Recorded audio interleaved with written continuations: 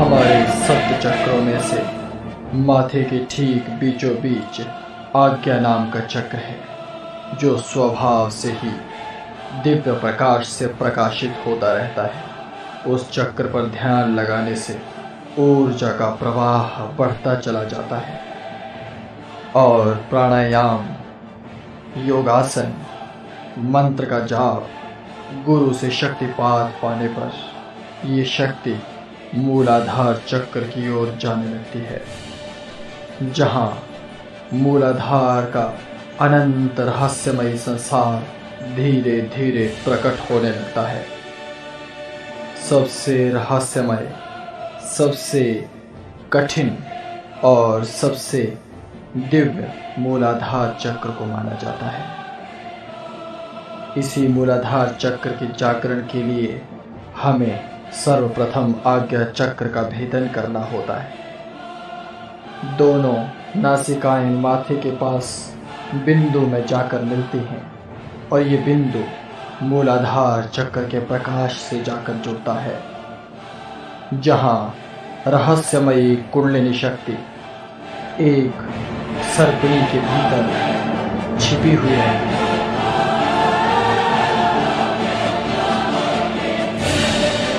जैसे जैसे ध्यान प्रगाढ़ होता चला जाता है, वैसे वैसे ब्रह्मांडीय ऊर्जा मनुष्य को भीतर महसूस होने लगती है और एक लाल रंग के प्रकाश में अस्तित्व भीग जाता है। वही मूलाधार का दिव्य प्रकाश है, जहां जाकर अपनी सत्ता से उस पार एक ईश्वरीय सत्ता का बोध मनुष्य को होने लगता है। वो आत्म साक्षात्कार प्राप्त कर लेता है, जीवन और मृत्यु के चक्र से ऊपर उठ जाता है।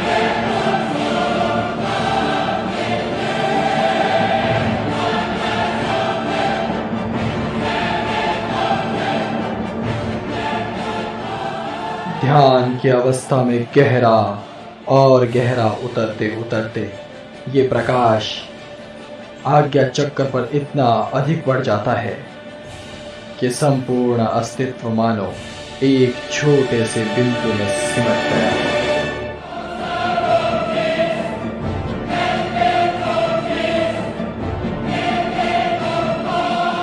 आज्ञा चक्र के दिव्य प्रकाश पर ध्यान लगाते लगाते और षट चक्रों का भेदन करते करते योगी की यही कुंडलिनी ऊर्जा उसके शरीर को दिव्य प्रकाश से प्रकाशित कर देती है। तब मानव नहीं रहता। उसके भीतर की रहस्यमय शक्ति उसे लोक लोकांतर तक गति देने लगती है।